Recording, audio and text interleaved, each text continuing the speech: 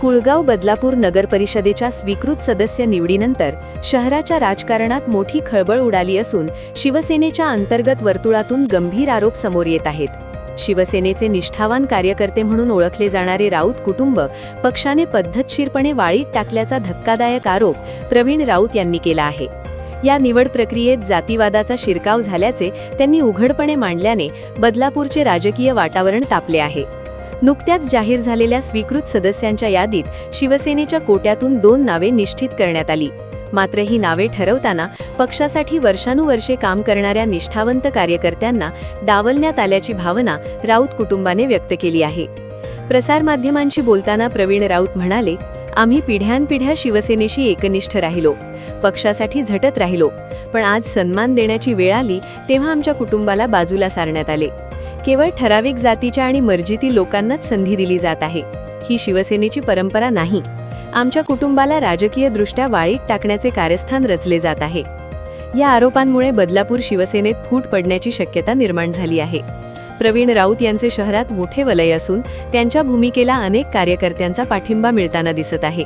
Social मीडियावरही न्याय द्या अशी मागणी जोर धरू लागली आहे। पक्षासाठी संघर्ष आम्ही करायचा आणि पदांचा लाभ उपऱ्यांनी घ्यायचा का, असा संतप्त सवाल शिवसैनिक उपस्थित करत आहेत। दरम्यान शिवसेनेच्या स्थानिक नेतृत्वाकडून अद्याप अधिकृत प्रतिक्रिया आलेली नाही।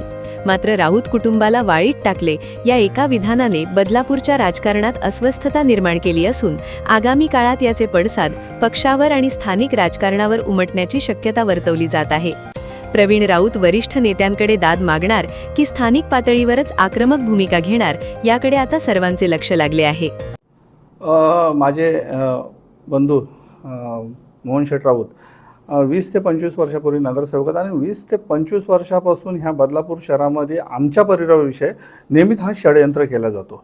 ह्या आज स्वीकृत नगरसेवकाच्या प्रक्रियेमध्ये हे गटनेत्यांनी याची भूमिका घेतली पाहिजे होती। गटनेत्यांनी ही भूमिका घेतली नाही, म्हणजे श्रीधर पाटलांनी ही भूमिका घेतलीच नाही का बाबा स्वीकृत नगरसेवक असतील जे पण असतील, जे 5 या 6 जे पण याचे इच्छुक असतील तर सर्वांना त्यांनी विश्वासात घेतला पाहिजे होता आणि ती निर्णायक भूमिका घेतली पाहिजे। ते व्यक्ती कधी निर्णायक भूमिका घेत नाही। श्रीधर पाटील हे पूर्ण बदलापूर शहरामध्ये त्यांचं काय काम सुद्धा नाही आणि ते कोणाच्या काय उपयोगी पडत नाही आणि त्यांची कधी भूमिका पण नसते। फक्त आपल्या स्वतःच्या वाढपुरता बघत असतात, नेहमीच स्वतःच्या वाढपुरता बघणार ते का माझा वाढ, आणि निवडणुका जशा जवळ आल्यानंतर अधिकाऱ्यांना घेऊन ते फक्त ते असं कोरीव काम करणार त्यांच्या वाढपुरता आणि वाढपुरताच राहणार।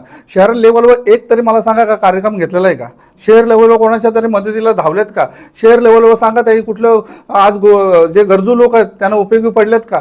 शहरासाठी आणि पक्षासाठी ते काही काम करत नाही, फक्त स्वतःसाठी काम करतात, स्वतःसाठी स्वार्थासाठी ते काम करत असतात आणि त्यांनाच ते फक्त साथ देणारे फक्त आपले शहर प्रमुख वामन म्हात्रे आहेत। वामन म्हात्रे तर माझ्यासाठी, आमच्या कुटुंबासाठी, राऊत परिवारासाठी तर पक्के जातीवादी आहेत।